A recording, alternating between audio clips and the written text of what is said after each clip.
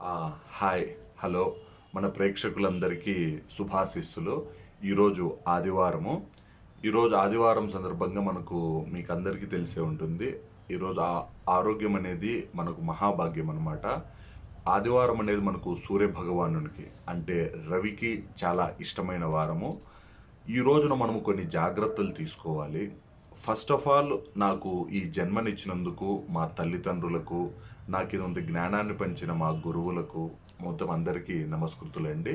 శ్రీ మాత్రే నమః. జై గురుదత్త. జై హనుమాన్. ఇప్పుడు నేను చెప్పే విషయం ఏంటంటే ఆరోగ్యమే మహాభాగ్యం అన్నది. ఈ ఆదివారము అత్యంత పవిత్రమైన రోజు. అత్యంత పవిత్రమైన రోజు. చాలామంది ఏంటంటే ఆదివారం మనకు హాలిడేస్ ఇస్తారు కాబట్టి అలా ఉంటారు. ఈ రోజున అత్యంత విలువైన మనకు సూర్యదేవుడు వచ్చేసి ప్రత్యక్ష దేవుడు అనమాట. మీరు గాలి ఉందో లేదో, నీరు ఉందో లేదో, ఇంకోటి ఉందో లేదో తెలియదు, పంచభూతాలు. మనకు సూర్య భగవానుడు అనేవారు ఒక ప్రత్యక్ష దేవుడు అనమాట. మీకు రోజు ప్రతి ఒక్కరు కనిపిస్తారు.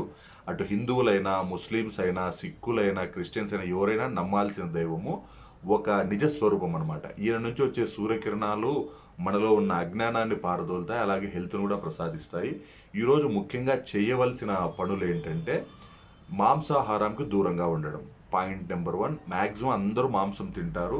చికెన్ కానీ, మటన్ కానీ, ఎగ్స్ కానీ అలాంటివి తినుకోకుండా ఉండడానికి ప్రయత్నం చేయండి. తినొద్దని చెప్పడం లేదు, తినకుండా ఉండడానికి ట్రై చేయండి. మీకే ఆరోగ్య సిద్ధి లభిస్తుంది. నెక్స్ట్ ఆదిత్య హృదయం. రాముడికి వశిష్ఠుడు చెప్తాడనమాట. ఆ చెప్పిన ఆదిత్య మంత్రాన్ని మీరైతే హాఫ్ అన్ అవర్ లేదా 1 అవర్ ఉంటుంది, అది దయచేసి వినడానికి ట్రై చేయండి. సెక్షువల్ రిలేటెడ్ యాక్టివిటీస్ కూడా ఈరోజు ఏం చేయకపోతే మంచిదనమాట. నెక్స్ట్ దయచేసి మీకు తెలిసిన వాళ్ళు ఒకరికి కానీ, ఇద్దరికి కానీ, ముగ్గురికి కానీ దయచేసి అన్నదానం కూడా చేయడానికి ట్రై చేయండి. మీకు దగ్గరలో నవగ్రహాలు కానీ, లేదంటే మీకు సూర్య టెంపుల్ కానీ, బెంగళూరులో ఉన్న వాళ్ళకు దొమ్లూరులో సూర్య భగవాన్ టెంపుల్ ఉందన్నమాట.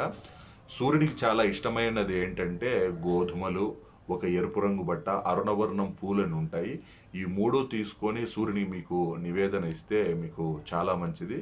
సూర్యుడు తెలుపుకు చిహ్నం కాబట్టి పెరుగన్నము అలాంటివి ఏమన్నా కూడా మీరు ఎవరికైనా దానం చేసినా కూడా మీకు విశేషమైన ఆరోగ్యము వృద్ధి జరుగుతుందనమాట. మీకు ఎటువంటి హెల్త్ ప్రాబ్లమ్స్ ఉన్నా, ఏమన్నా హెల్త్ ఇష్యూస్ ఉన్నా దయచేసి ఆదిత్య పఠనం మీకు యూట్యూబ్లో కొడితే వస్తుందన్నమాట. ఆదిత్య హృదయం అంటే ఇప్పుడు భగవద్గీత అంటే అర్జునుడు డైలమా పడిపోయినప్పుడు, యుద్ధం చేయలేనప్పుడు సాక్షాత్తు శ్రీకృష్ణ పరమాత్ముడు మన అర్జునునికి భగవద్గీతను ఉపదేశించారు. అలాగే ఆదిత్య హృదయం కూడా మనకు వశిష్ఠ మహర్షి వచ్చేసి మన రామునికి చెప్తాడనమాట. అప్పుడే యుద్ధం చేసి రావణుని సంహరించడం జరుగుతుంది. ఇలాంటి మరిన్ని విషయాలు నెక్స్ట్ ఎపిసోడ్లో చేసుకుంటాం.